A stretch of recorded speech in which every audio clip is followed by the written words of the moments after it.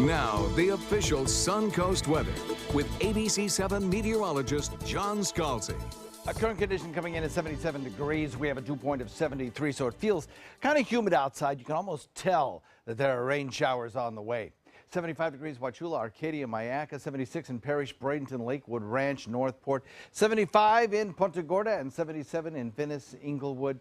I'm out on the Key at Longboat, 79 degrees. We have an area of low pressure that is clearly spinning right here, moving up the state of Florida. It's gradually drifting toward the northwest, so we'll eventually see it work its way closer to the spine of the state. As it does so, some of these showers that have been out in Gulf waters are going to try and move a little bit closer to land. So if you're traveling today anywhere along the east coast of the state of Florida, it's going to be a wet day, no doubt about it. We can get some 2-3 inch rainfalls in locations along that coastline. Locally, it's going to impact our weather as well, slinging some of these showers back in our direction, lifting up these showers from the south as well. All of this kind of combining together at various points in the day to bring us probably in many locations a ½ an inch to an inch of rainfall. Rain chances are good, coming in at about 60 or 70% today. Not a lot of rain currently falling. Morning commute should be dry, but the commute home tonight could be just a little bit wetter, no doubt about it.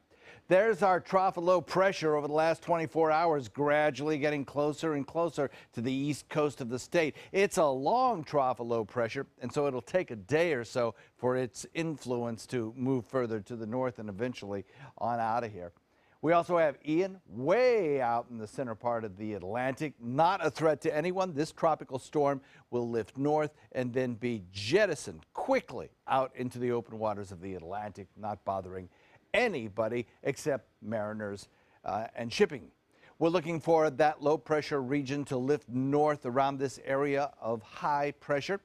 We'll watch that take about 24 hours to lift north and eventually reduce its impact on the state of Florida. But before then, we have the potential, especially in inland areas, to pick up some pretty good rainfall. So good rainfall chance today. Some of the rain could be heavy, particularly in the inland areas. And then drier over the weekend. After we get through this kind of midweek hump and high rain chances, our rain chances will start to go down for the last half of the work week. As you can see, some heavy storms predicted by our RPM computer model, and I think that's accurate. We'll look at Wauchula, Arcadia, Ona as kind of the bullseye for the heavier storms today, but there could be some along the coast as well. Total rainfall accumulations in inland areas could be impressive. Watch the rainfall futurecast and you'll see the heaviest of the rain over the next day or so occurs in inland areas. Along our coastline, we still have the chance to pick up a ½ an inch to maybe 1.5 inches of rain in some isolated locations. For boaters today, watch those winds picking up, especially in the second half of the day, and there will be storms out in Gulf waters, particularly again in the second half of the day. We'll look for about a 60% chance of rainfall today and tomorrow, especially as we head into Thursday. Our rain chances start to decrease. By the weekend, we're down to a kind of a typical 40% chance, but with a little bit more sunshine, our temperatures will go up.